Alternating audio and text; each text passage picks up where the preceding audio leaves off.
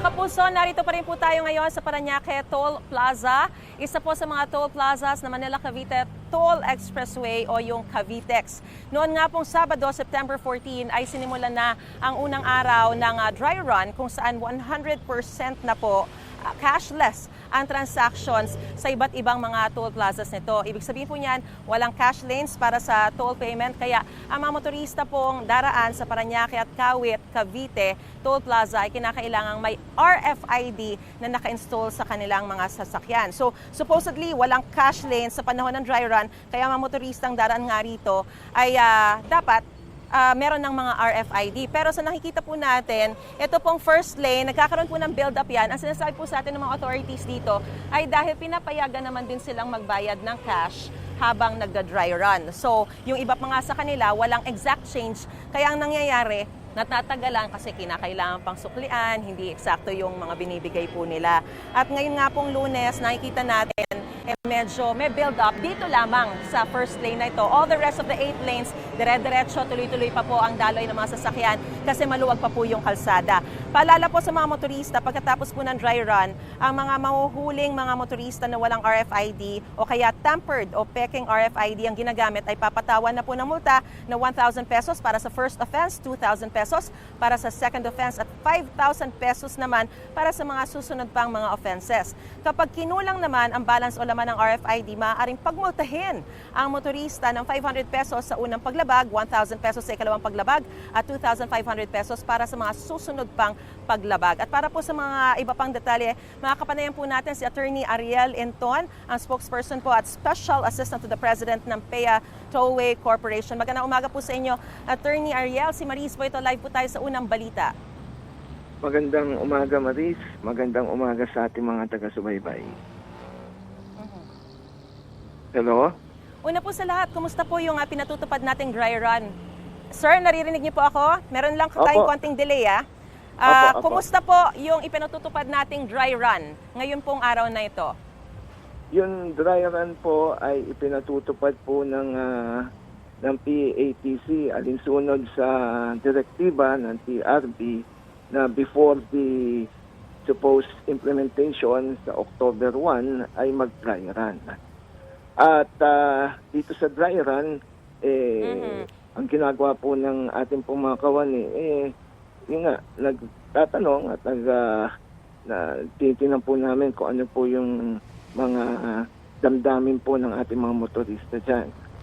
So, okay naman po sa ngayon, pero dun sa aming mga panayam sa mga motorista, lumalabas po yung mga problema na gusto po namin sabihin din sa TRB bago po mag-full implementation to.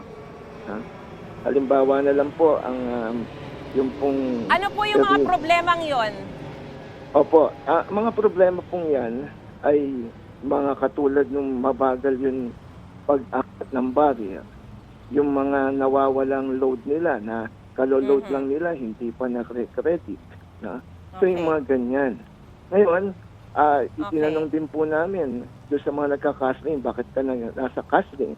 Kasi po, minsan lang po, ngayon lang po ako dumaan dito. No? Hindi naman po ako araw-araw dumadaan dito. Meron din po kami dyan dito sa sa MCTEP na kung manggagaling po kayo sa Parañaque, no, parang may shortcut dyan, lalabas kayo na papunta pong Maynila, maliit na toll entrance, 8 pesos lang po binabayad doon, no? Attorney, bakit ba mag-RFID ka sa 8 pesos? Yan po yung mga sinasabi ng ating mga motorista. Alright, so yung sa sinabi niyo pong problema, Attorney, gaya nga halimbawa, yung maliit lang yung iloload nila o di kaya ay hindi naman madalas dumaan ng toll plaza, paano po yun? Paano po i-address? Tsaka yung binanggit nyo na rin po na isa pa na nababawasan yung load nila or hindi kagad naglo-load kahit na nakapag-load na sila. Paano po i-address ito? At posible ba na maging consideration ito para ituloy na lang yung hindi na ituloy yung cashless sa toll plaza?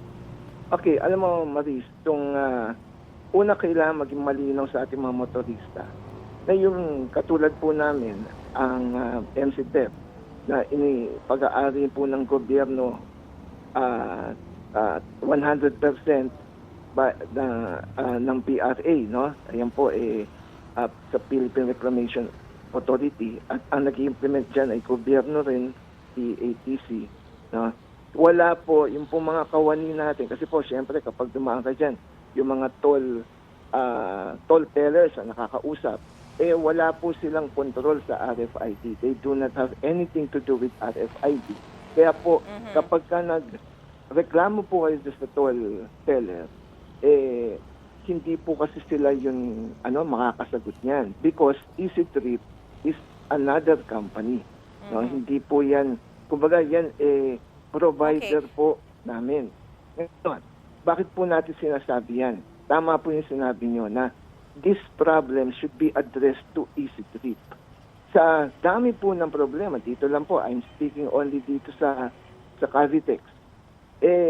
Para po sa akin, no, ire-recommenda ko po sa PRA at sa aming OIC na sabihin po sa TRB na baka naman pwedeng i-extend pa natin itong sinasabi nilang full implementation dahil isang lane lang po sa amin ang cashless.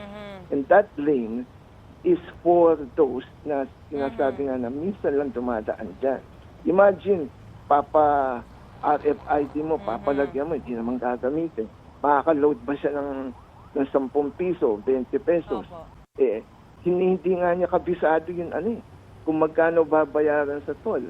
Kaya, ngayon, yung pong sinasabi na yun yung sa penalty. Sa penalty po, again, no, I will also recommend to the board na tingnan mabuti ba, why do we have to penalize them ng ganon? Katulad nun, pumasok ka tapos insufficient yung load mo palabas. Sino? Ilan ba ang makakabisado na kung magkano babayaran niya palabas? Pagkapasok mo, sasabihin mo, eto po, nag-load po ako. Tapos, hindi po aangan yun. So, marami pong hitches that even not being a spokesman or a special assistant to PATC President, nakikita ko po, personal, na marami pa pong dapat tingnan dito.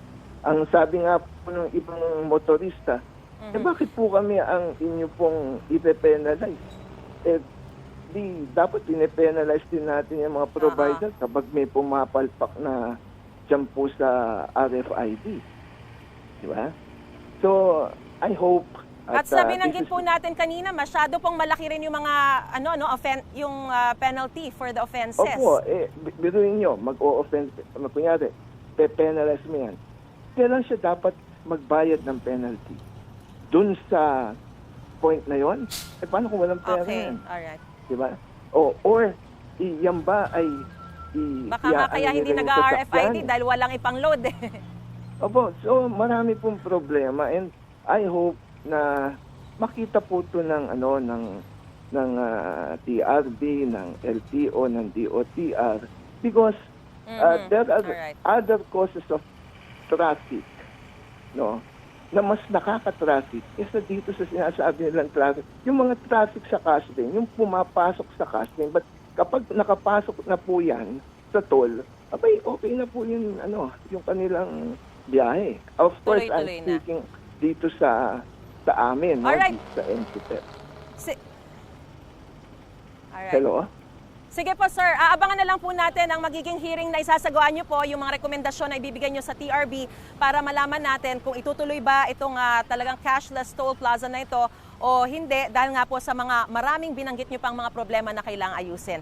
Maraming pong salamat sa inyo, Attorney Ariel Inton, ang spokesperson po and the Special Assistant to the President ng PATC. Sa inyo pong panahon na sa informasyon binigay nyo po sa amin. Ingat po. Salamat po. Mga kapuso, para una ka sa mga balita, mag-subscribe sa GMA Integrated News sa YouTube. Sa mga kapuso abroad, subaybayan niyo po kami sa GMA Pinoy TV at sa www.gmanews.tv.